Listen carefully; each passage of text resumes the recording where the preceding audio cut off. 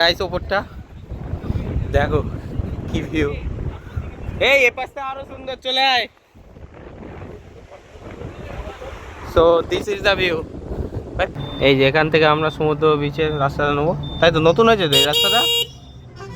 মানে পুরনো হয়ে গেল। ও সি বিচ রোড, তাই তো? এই যে সেই মেন জায়গাটা। ওয়াও, এই পাশটা আমরা আসিনি তো কাল, নেপালের সাইডটাতে। তো 2 মিনিট আমরা একটু দাঁড়ালাম, আমাদের টোটোটায় দাঁড় করেছি কারণ এখানে একটা ভিউ পয়েন্ট আছে, ফ্রি ভিউ পয়েন্ট। আর ওই যে বাড়িটা দেখছো, যখন আমাদের মুখ্যমন্ত্রী আসে ওই বাড়িটাতে থাকে। তো চলে যায় ফুট করে। ভাই সমুদ্রের একটা আলাদা নেশা চলে এসছে। ওয়াও, এখান থেকে তো আর একরকম সিন লাগছে। নাইস, ক্যামেরা ঘোরাবো। ওহো, this is the view. Wow, ওপাশটা কিন্তু অ্যান্টার্কটিকা, পুরো ওই পাশটা সোজা চলে যেতে হবে এত স্পিড বোট করে। খালি ফুয়েল আপ করাতে হবে আর চলে যেতে হবে। নাইস গাইস, ওপরটা দেখো কি ভিউ। এই পাশটা আরো সুন্দর, চলে আয়। So this is the view. ভাই পুরো লম্বা এরিয়া দেখা যাচ্ছে একদম। বাহ, কি জায়গা রে ভাই। This is the view. ওই জন্যই এটা গভর্নমেন্ট থেকে বানিয়েছে, ওই দিককার থেকে এটা ভালো, পুরো সুন্দর দেখা যাচ্ছে। নাইস, কি দারুণ আল্লাহ সৃষ্টি, আর কিছু না।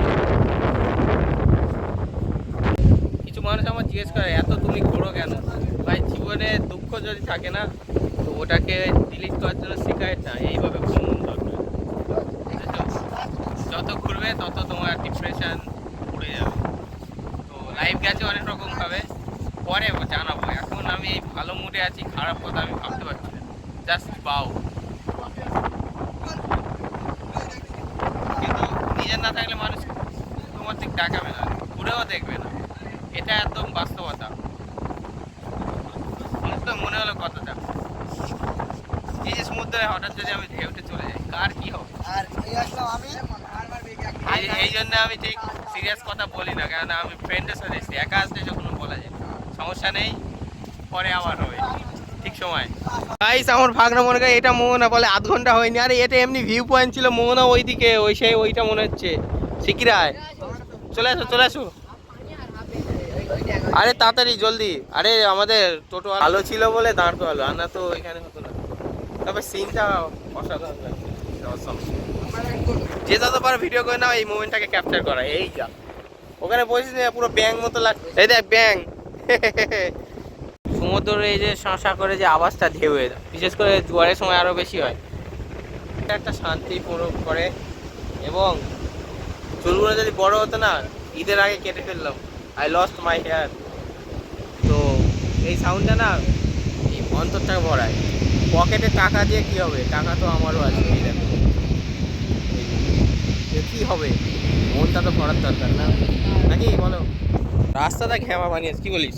হ্যাঁ, এই ব্রেক মেরে মেরে চলতে হচ্ছে। বাই বাই সমুদ্র, আবার দেখা হবে।